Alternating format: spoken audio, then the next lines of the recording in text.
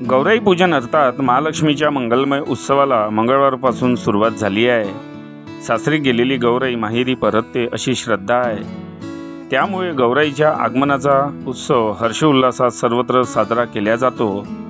महालक्ष्मीचे आगमन होत असल्याने आगमन ते विसर्जन असे 3 दिवस साजरे केले जातात।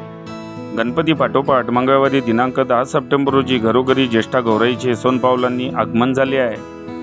आज दिनांक 11 सप्टेंबर रोजी पूजा आरती करून सायंकाळी प्रसादाचा कार्यक्रम आयोजित करण्यात येते। रायगाव तालुक्यातील पिंपळापूर येथील निशिकांत चौधरी यांच्याकडील परंपरागत महालक्ष्मी यावेळी करण्यात आलेली आकर्षक सजावट सर्वांचे लक्ष वेधून घेत आहे। रायगाव तालुक्यातील पिंपळापूर येथील प्रतिष्ठित नागरिक निशिकांतजी चौधरी यांच्याकडे गेल्या अनेक वर्षापासून गौरी महालक्ष्मीची स्थापना करण्यात येते। नेमकं या महालक्ष्मीचं महत्त्व काय आहे याबद्दल त्यांच्या कुटुंबांकडून माहिती जाणून घेऊया। अरे आम्हाला जशा खेड्यामध्ये मजूर काम करत असते, म्हणजे बाया दळण दळते, कोणी पाकडण करते, असं आम्ही त्यांचं रूप तयार केलं।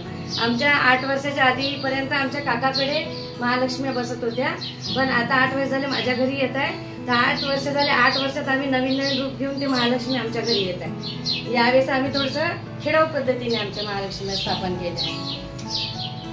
काय वाटते तुमच्या घरी महालक्ष्मी आहे तर काय खूप आनंद वाटते। 8 वर्षात आम्हाला असं वाटते की यावर्षी हे रूप आहे, याच्यापेक्षा काहीतरी वेगळं रूप पुढच्या वर्षी येईल हे आमच्या मनात राहते। किती दिवसासाठी आहे स्थापना तुमच्या घरी? फक्त 3 दिवसात आहे, पण त्याच्यासाठी आम्हाला असं वाटते की किती करावं किती नाही। काय वाटतं तुम्हाला? तुम्ही काय? खूप आनंद वाटते आम्हाला। किती वर्षापासून चालू आहे परंपरा? ही परंपरा 4 पिढ्या चालू आहे आमच्याकडे। चालू आहे हा। सर्व कुटुंब आपण मनोभावाने सेवा करता? हो। मला तर खूप आनंद वाटते। 3 दिवस राहते, पण असं वाटते की त्यांच्यासाठी किती काही करावं, आणि असं वाटते की ते 3 दिवस नाही, असं खूप दिवसांपर्यंत आमच्याच घरी राहावं आणि असाच आनंद आम्ही त्यांचा साजरा करावा असंच वाटते आम्हाला।